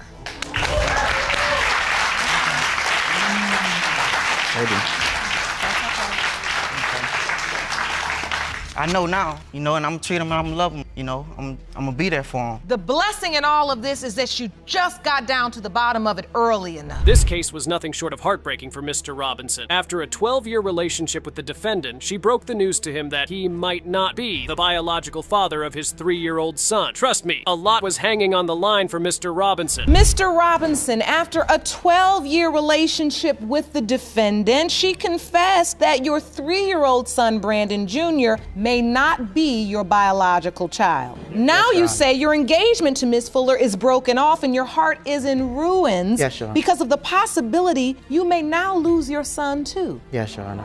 We jump straight into the action, and right now, it's story time. Mr. Robinson, being the victim in this situation, was asked how he found out that the son he believed to be his all this while was no longer his. This was how he told the judge. And after the party is over, I drop him off at his grandmother's, where I thought Miss Fuller would be, okay? When she didn't come down, that was fine, it was okay. No answer. I'm like, man, what's going on? He was mad at me and he was upset. He was wondering where we had been. Where were you that whole week? I had left to go be with the guy that I thought could be his father. Ouch! That's definitely going to leave a mark on baby daddy's heart. That wasn't even the worst part about the situation. When she noticed that the child was starting to look like the guy she had been cheating with, she didn't say a single word to Mr. Robinson. When Brandon Jr. started looking like the other guy, what did you say to Brandon Sr.? I didn't really say anything. Like, we were struggling at the time, so we had to move, and I didn't want to go back to my mother's, and I just thought, at the time, I thought it was a better move for me, and it wasn't. Could the truth bombs go any easier on baby daddy? He looks like he's about to cry his eyes out. He had built an inseparable bond with the child. It was almost impossible for the child to accept another man as his father, even at a very young age. He even signed the birth certificate. Could you imagine that? So that's my son. That's all. If he ran in here right now, Daddy, Daddy, Daddy, he just gets so excited every time he sees me. I have pictures, if you would like to see, with us bonding. This is his birth certificate here. You put your name on here? Yes, I signed it. That boy changed my life. Brandon changed my life. Things get really tricky from here on, trust me. Now, one casual evening, baby dad is going through baby mama's, and he sees a text that sends him into a full denial mood. Apparently, baby mama had already told the guy she was sleeping with that the baby looked nothing like Mr. Robinson on, and that she needed his help. Mines, you know what I'm saying? So instantly I get kind of nosy, you know what I mean? And I start going in inbox, reading inbox. So I'm reading these inboxes, but she sent the one message to the guy, and I guess that's when she went to go live with the guy, saying that he didn't look anything like me and that she needed his help. Trust me, you don't just see something like that and remain calm. I would be furious to the bone. Well, that boat sailed, and the next boat carried an even heavier bombshell. Apparently, the affair with the guy was not a one-time thing. She had been sleeping with him for over 8 years. I met the guy a long time ago, like years ago, and we started seeing each other, and I don't know, I just still kept talking to him or whatever, but it was off and on for about 8 years or whatever. Around the time It went on for how long? It was like 8 years off and on, but it wasn't like 8 years off and on? Yes. Baby mama sure knows how to keep secrets. Some of the revelations happening in the courtroom were like a newsflash for the baby daddy. He was just hearing them for the very first time. I can tell by the look on your face you did not know this. Oh, no, not at all, Your Honor. So what was your understanding of the relationship with the other guy? Because there's a lot of blue going on up there. No understanding, Your Honor. I didn't think it was another guy. No way. So this is your first time figuring that out right now? Yes, Your Honor. Yes. I'm sitting with Judge Lauren on this one. How do you keep an 8-year affair a secret from your fiance? For baby daddy, there was no going back or making amends. If the child turned out to be for the other man, it was goodbye without looking back. Mr. Robinson? Yes, ma'am. Do you want to still be in a relationship with Miss Fuller if, in fact, it's determined that he is not? Your Honor, a relationship as far as what? Like our friendship that we have? Or no, I mean a relationship. Together? No. She broke up with me, okay? We were supposed to get married in July, okay? So when Miss Fuller told me, that she didn't want to be with me anymore or whatever, I said, fine. Ugh! This woman got some nerve! Instead of being ashamed of her wrongdoings and lies, she was defending herself. And Judge Lake heard enough of tests, so she determined that DNA vehement this paternity. So let's get those results and see if they ended up terms or not. Mr. Brandon Robinson Sr., you are his father.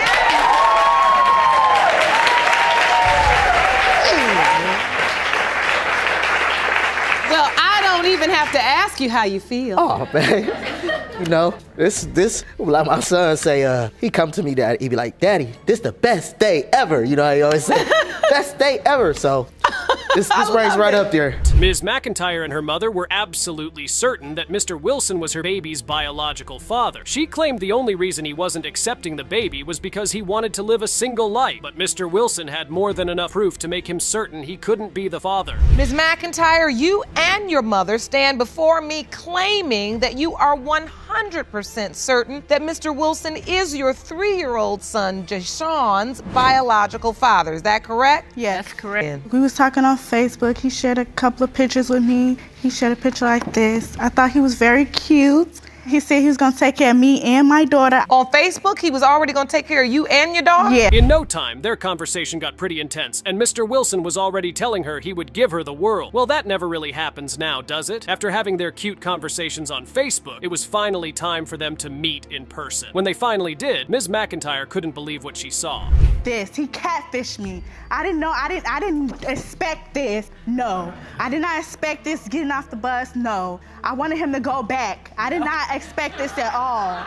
No, I did not. Bring up that other picture. From this picture to this picture, no, I did not. No. I'm like, what happened? Like, I wanted to see this, but I got this. Mr. Wilson was being completely honest in the courtroom. Well, at least so he claimed. He said he wasn't in the courtroom to deny the child and say he wasn't the father, but he just had doubts. And Mr. Wilson needed to be sure he wasn't taking someone else's child, which, if you ask me, makes a lot of sense. But where are these doubts coming from? To be honest, I'm not here to say I'm denying my kid, but at the same time too, Miss McIntyre, yeah, kind of ratchet at the same time. When you say kind of ratchet, are you indicating or inferring that she sleeps around? Yes, Your Honor. I don't believe. McIntyre, how certain are you that Mr. Wilson is Jashawn's father? 100% sure. Jumping right in after Ms. McIntyre gave birth. She had her baby quite well and all right. But the question now was, did she tell Mr. Wilson she had a baby? She claimed she did, but Mr. Wilson slammed back at her and said she never reached out to him at all. I wasn't warned at all. And the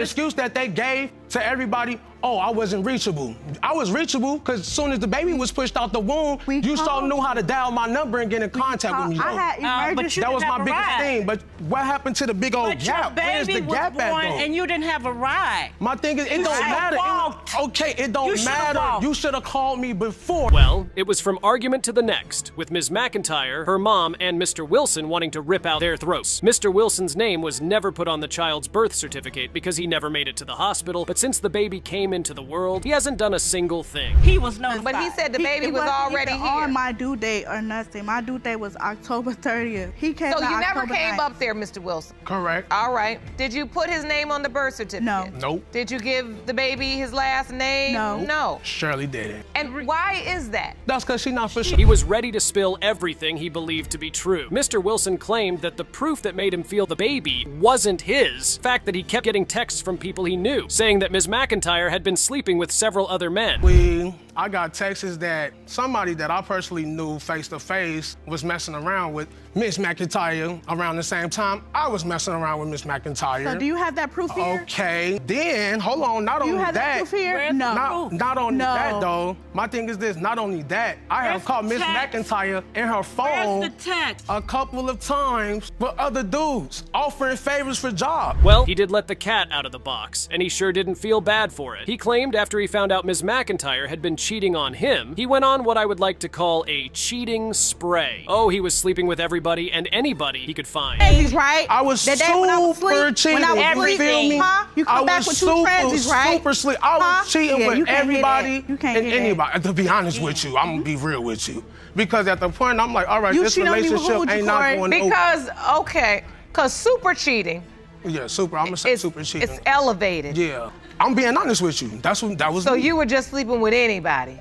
And everybody. That's scary. Anybody, boys, girls, whatever, transies, all that. I'm being honest with you. That was. So you were just sleeping with anybody? And everybody. After disappearing for a long-ass time, baby mama decided to come back into the picture. In her defense, she claimed that her child needed a father, and she was certain that there was only one man who could be the father of her child, and that was Mr. Wilson. So why did you reappear? My point. I reappeared because I wanted my son to be with his father. Okay. So do you hear her explanation? I do. I hear. Does that make sense? It makes a little sense, but I'm not going for it. But Jay Sean is now 3 years old. It's been a long time since she went ghost. He don't even know. Well, the suspense is finally over, and the hassle of who the dad of their child is about to be revealed. It's been a bumpy and funny ride with Mr. Wilson and Ms. McIntyre. All eyes are on the judge as she unleashes the truth. Get ready, paternity folks. Mr. Wilson, you are his father. Told you. Told That's all you. I needed to know. Told you ought to be ashamed. That's all I needed to know. You ought to be ashamed. I needed to know that. That's my thing. Mr. Charisma. I needed to know that. Hold on. We starting off wrong. You got the clarity you needed,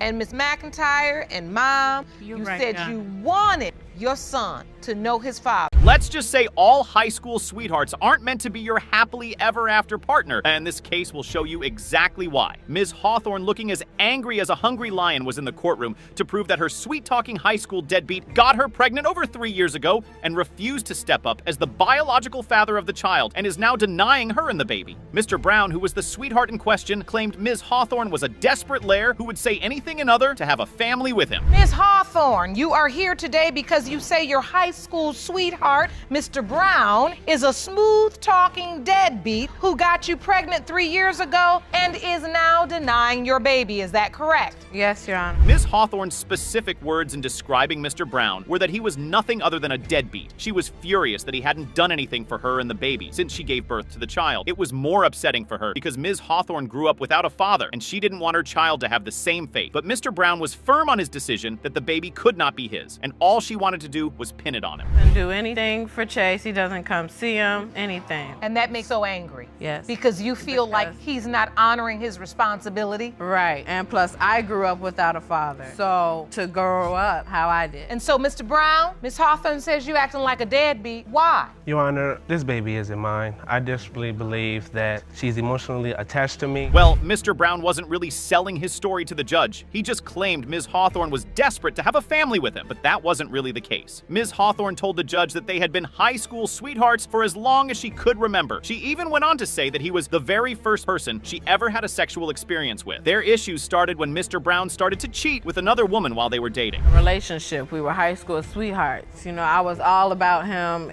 and everything. Everything was good until he started cheating. So this was your high school sweetheart? Yes, I lost my virginity. And you say everything was going fine? Yes, until he what? started cheating on me. You started cheating, Mr. Brown? Well, Your Honor. Now, their relationship didn't particularly kick off with the beautiful romantic setting you'd expect. Their relationship started over the internet, and they weren't particularly seeing each other regularly because they were in 2 different cities. It took them about a year before they could even start seeing each other, because at the time they were still very young. Oh, so you all met online. Online, right. And but so it was during when you were in high school. Right, and so we were dating online, but it actually took a year after we started seeing each other because we were young, we didn't have transportation. So you met online, you lived in 2 different places. Yeah. And you all were going back and forth yeah. until you figured out how to meet up. Yeah. Their cute high school relationship didn't really go on for that long. Everyone grew up and they both went their separate ways. But here is where things get really exciting between Mr. Brown and Ms. Hawthorne. A couple of years later, they reconnect to catch up and talk about how things have been since they split up. That's where the magic happened. One thing leads to another, and they both find themselves having sex in the backseat.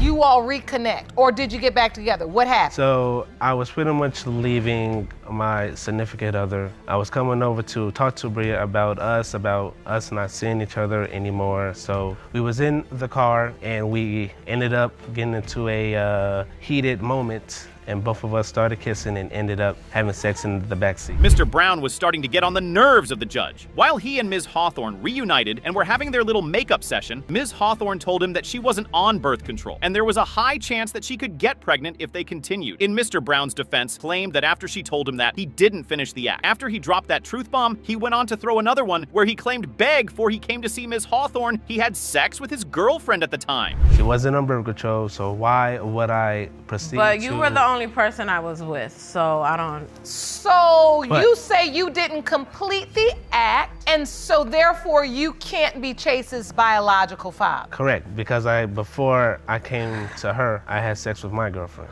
What? Okay. You had sex with your girlfriend before you came to see Miss Hawthorne? Correct, Your Honor. Mr. Brown claimed Ms. Hawthorne put him in a shady situation by allowing him to have sex with her while she knew she was on birth control. But the judge stopped right there because she was pissed to her bone. She knew for a fact that Mr. Brown was telling a lot of lies. I mean, first, he had sex with his girlfriend before coming to see Ms. Hawthorne, then went on to have sex with Ms. Hawthorne, knowing she wasn't on birth control. It sure looks like he was the shady one to me. Sure. You say it's a shady situation. Correct. But you, the #1 shade tree, because you had sex with your girlfriend, then came there and had sex with Ms. Hawthorne. She told you she wasn't on birth control. You did it anyway, because you didn't have no self-control, and you weren't prepared, and you was over there having your cake, eating it too, baking another one, and getting the ingredients for a third. I know how this works. Well, the moment we've all been waiting for is here, and the truth is about to be revealed, people. It's been one tricky ride here, but all that suspense is about to be over. Could the high school sweetheart be the father of her baby? Well, let's find out, and I hope you guys are ready, because I am. Mr. Brown, you are not the father. Is that a joke? No. Oh, boy. The DNA does not lie, and it does not joke. Mr. Brown is not your child's biological father. At the end of this case, you'd be left asking why she took so long to bring it up. Ms. Jenkins appeared in court to prove that her college sweetheart happens to be the father of her already grown daughter. It's been over 23 years since her sexual encounter with her then boyfriend, and now she is ready to say the truth. Mr. Crockett, the college sweetheart in the mix, claimed. Back when they were in college, Ms. Jenkins was intimate with a lot of men, so there was no way he could be the father. Ms. Jenkins, you say after 23 years, you are here to finally prove to your college sweetheart that he is your daughter, Marquisa's biological father. Is that correct? Yes, Your Honor. Mr. Crockett, you say Ms. Jenkins was having sex with several men while you were in college, and you are positive you are not her daughter's father. Is that correct? Yes. Judge Lauren asked her why it took a whole 23 years before she decided to come forward with her claims. Her answer was quite funny. She said she and Mr. Crockett just reconnected, and back in college they were the best of sweethearts, so he had to be the father of her child because she was the only one she was intimate with at the time. But Mr. Crockett didn't believe any of that. Well, recently me and Corey just reconnected, and we were dating back in college, so he has to be the possible father. You all dated back in college? Yes, Your Honor. And now you believe 23 years later that he is your daughter's biological father? Yes, Your Honor. And so, Mr. Crockett, you don't believe that? No, Your Honor. Why? Because she's not my child, you know. Ms. Jenkins's story was starting to take a different turn, and this time it was hard to tell if she was actually telling the truth. This time around, she was saying that Mr. Crockett was not the only guy she was sleeping with. First, she had a boyfriend before she met Mr. Crockett, and while they were together, she was with another man. So in 1993, me and Corey had met in band camp. Mind you, I had a boyfriend back at home, but of course we had an instant attraction, and then I was also messing with a guy from my church. Oh, but so you were in college? Yes, ma'am. And you said there were 3? Yes, ma'am. So you were messing with Mr. Crockett? Yes, and Your Honor. who else? The guy from high school? Yes, that Your was Honor. back at home? And somebody at church? Yes, Your Honor. As you would expect, Mr. Crockett had no idea she was dealing with this amount of men at the same time. He remembered the situation from a different perspective. They were both in the band back in high school and things pretty much kicked off from there. But one thing was certain though, it all started as a sexual relationship. No, I didn't. How do you remember this relationship? We was both in band. You know, I played the drums, she played the clarinet, she did a little flag twirling, and then one of my friends came and told me she liked me, so we kind of hooked up from then on, and we was having sex, and just went from there. Now things were going pretty well between them at the time, until Ms. Jenkins fell really ill. She had no clue as to what was going on with her body. Curious as a cat, she went to the hospital to find out what was going on. The doctor gave her the shock of her life. She found out she was already 4 months pregnant. I found out I was 4 months pregnant. 4 months? 4 months. And I didn't tell nobody because I was scared, because I knew I had been sleeping with several guys. I was terrified to tell my mom. Came down to where I had no choice but to tell her. Who did you tell her the father was of the baby? Your mother? My high school sweetheart. Okay. And I really didn't have to tell her. She just assumed because that's who they knew I was with. Now here's the news flash. Mr. Crockett never got to know that Ms. Jenkins was pregnant. She never told anyone about the baby, except her mother, and her mother automatically believed the baby was from Mr. Crockett since she knew they were high school sweethearts at the time. Having no clue as to who the father was, she played a trick on Mr. Crockett to try to determine if he was the father.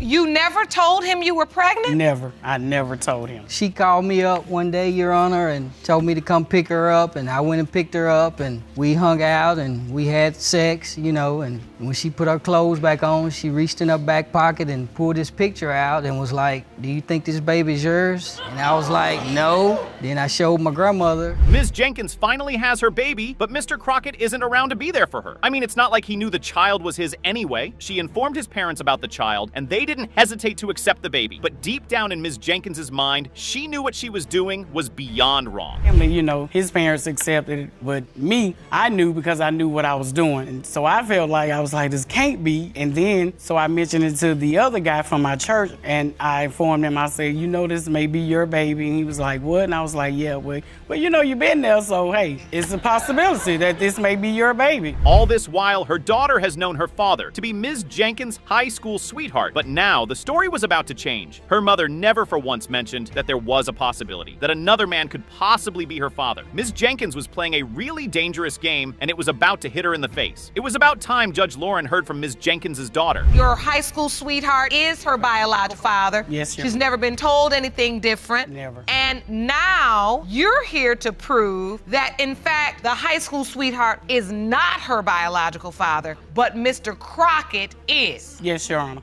I think it's time to hear from Marquisa. I want to know what she has to say.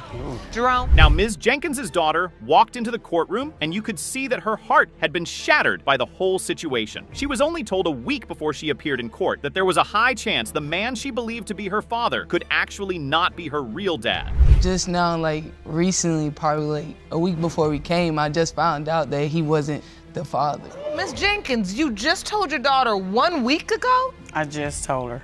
that the man she believed was her biological father for 23 years really was not? Yes, Your Honor. And how did you determine that? I had him tested when she was 13. Like I said, I wanted child support. Her daughter started to talk about how she never had a father-daughter kind of relationship with the man she initially thought was her father. She claimed she could not understand why he was never fully present in her life. She tried to build a relationship with him, but it just didn't feel as if they were not meant to be. Really have a father-daughter relationship because he was in and out of my life. Like, he was never consistently there.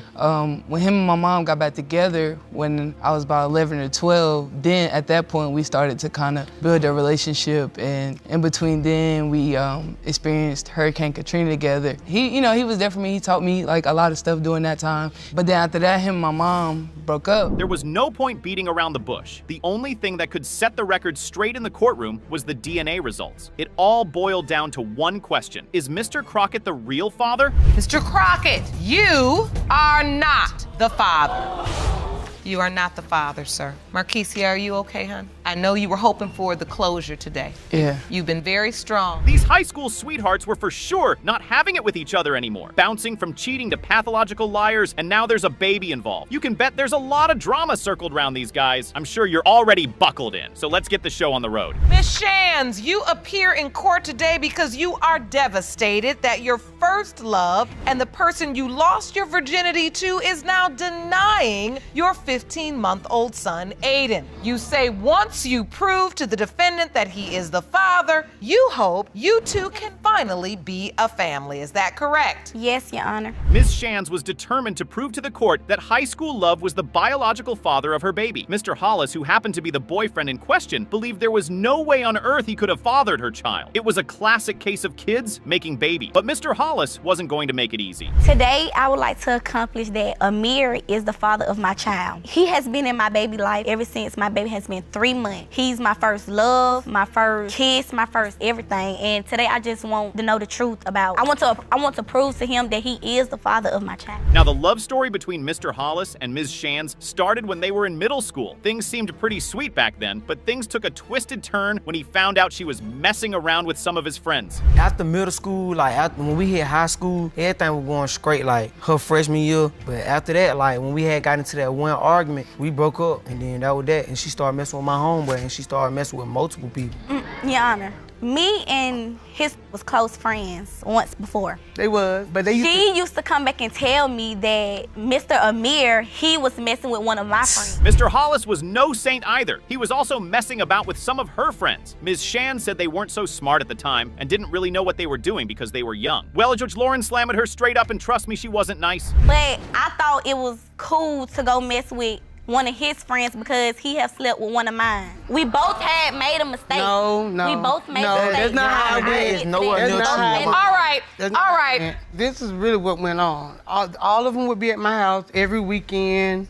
His friend, that's the other guy that she messed around with, and they would be there all the time. In no time, the courtroom turned into a kids' assembly with both Mr. Hollis and Ms. Shands chattering, "No, I didn't sleep with your best friend. No, he was my best friend. No, he wasn't your best friend." Judge Lauren was boiling like she was made of lava. This is exactly why you all need to be just out playing a sport, learning a craft. This just sounds about silly. So you have revenge sex with one of his friends. And did you use protection? No. And then how many times did you have sex with this friend of his? Multiple times. Now Ms. Shands finds out she's pregnant. Ain't no surprise there, if we are being honest. She picks up her phone and beeps Mr. Hollis's friend to tell him she is pregnant. Surprising thing, he's pretty excited about the baby. But here's the plot twist. She also tells Mr. Hollis she's pregnant too. Now that just starts to make a mess of everything. Well, he was happy.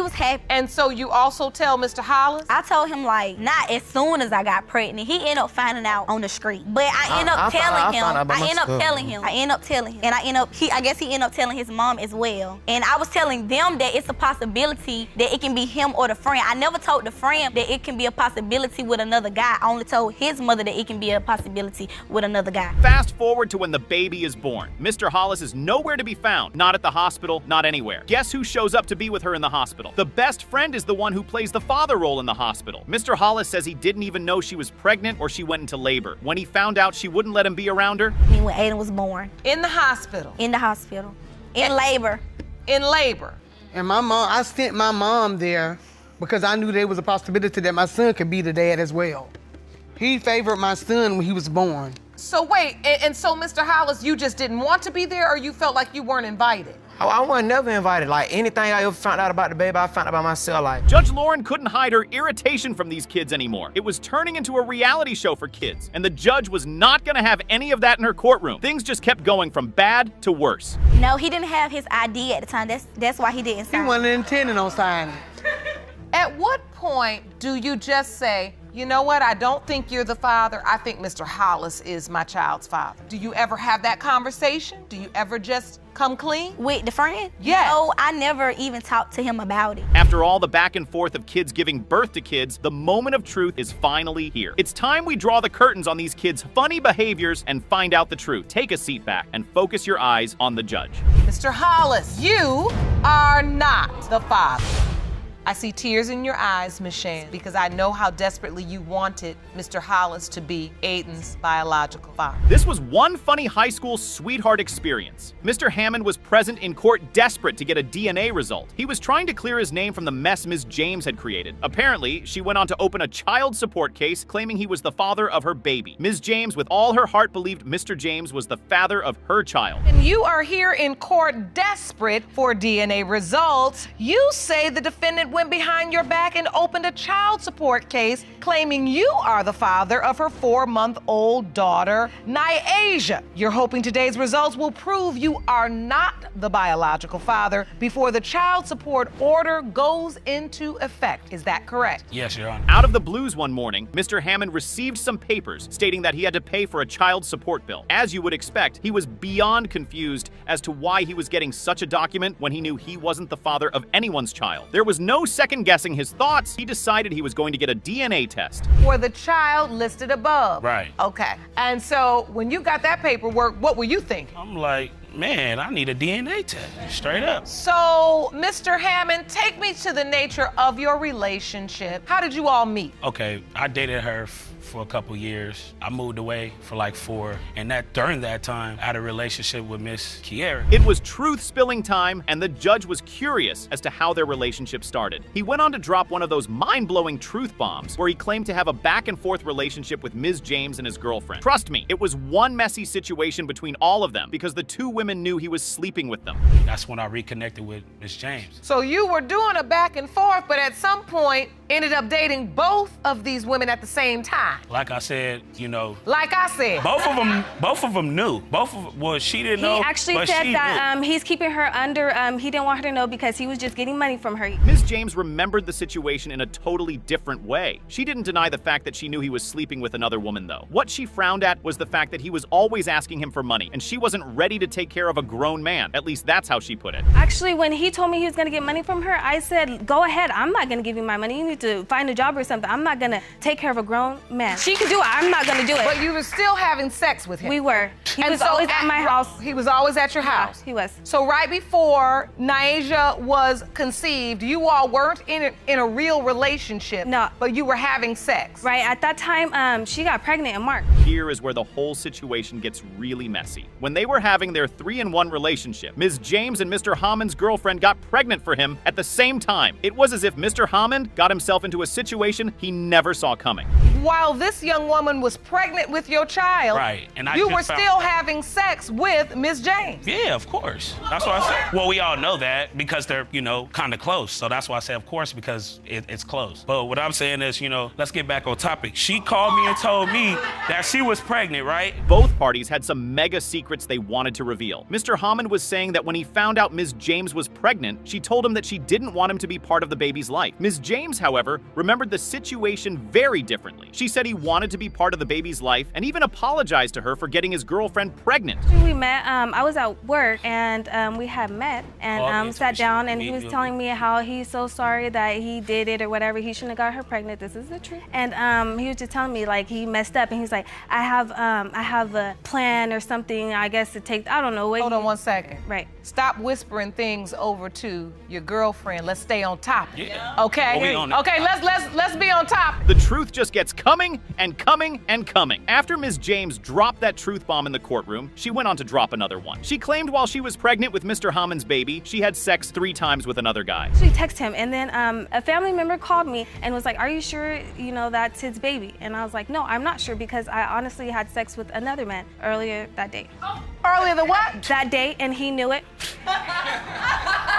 It was on my birthday, actually. Yeah. And we had sex 3 times. When I spent the night at his house, went to work from his house the next day. Whose house? It was how a battle of trying to determine the conception date of her child. When they did the maths, things were just not adding up in the courtroom, and it was a question of who was lying and who was telling the truth. When you went to the doctor for your checkup, they gave you a conception date of August 6th, which was the actual day you had had sex with 2 different men. Right. So if you did, and there is another man that you had sex with, how are you so certain it's Mr. Hammond's baby? It's really now, we at a 50-50 split right now. He's old, really old. So I think that his chances of like having kids. Judge Lauren had seen enough of the lies and disloyalty that had been going on in Mr. Jones and Ms. Turner's relationship. It's finally time to reveal the truth and clear the doubts that were flying about in the courtroom. Who do you think the father of the child is? Mr. Hammond, you are not the father.